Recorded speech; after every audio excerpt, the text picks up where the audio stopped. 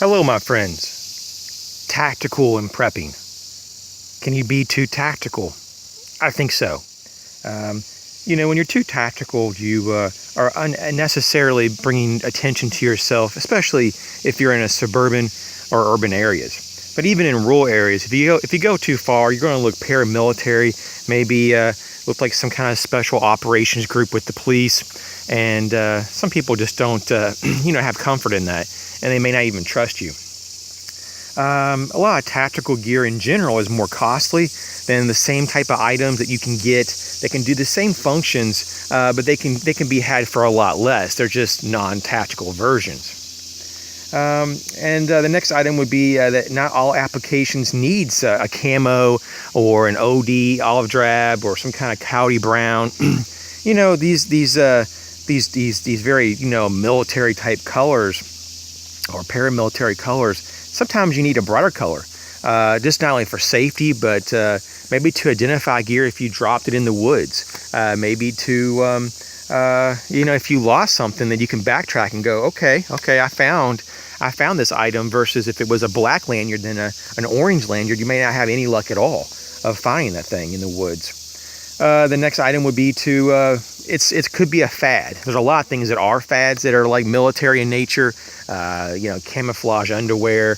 I'm not saying you could not use that in some applications if you had to, but I mean, let's be honest. You don't need camouflage underwear and camouflage lighters, most likely. If anything, you probably want your lighter to be a brighter color, just to find it, because it would probably be a critical piece of gear if you ever dropped it. It may not be able to blend into your environment, because maybe your camo is different than the woods that you live in, or especially like we were talking about urban and suburban areas. You walk in there in a Walmart in the middle of town, and there's just a bunch of suburbanites that live there. You're going to really stand out wearing military fatigues, in a boonie hat that's camouflaged, and maybe a Molly vest of some sort. And lastly, you may be viewed as a higher risk threat to police, especially if military was ever deployed as well. If you're not part of their group, they're going to look at you as an outsider and a threat. Especially police, if they pull you over and they see that you're decked out, maybe having some kind of tactical vest on, you're wearing all military colors and stuff. Unless there's a military base right around the corner, they're going to think twice about who you are and what you're up to, and they're going to question you quite a bit, and they're going to probably want to search your vehicle and search your person. Not to say that that's right, and that they should be able to do that, and they shouldn't be able to do that, especially if they have no reasonable cause. But nonetheless, there's a lot of profiling that does go on.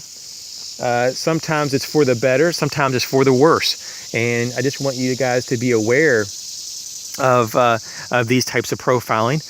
We all profile in our lives, for better or for worse, but sometimes we can't screen everything unless we had a profile. So it's not a bad thing, but there's some applications that camouflage and our tactical gear in general may not be so useful as we think it could be. And so in closing, I think that you should have some type of tactical gear, or if you like tactical gear, by all means have tactical gear, but it's not the end all be all, and you should not have everything tactical, because it may not fit the needs at the moment or for that situation. And thanks for listening.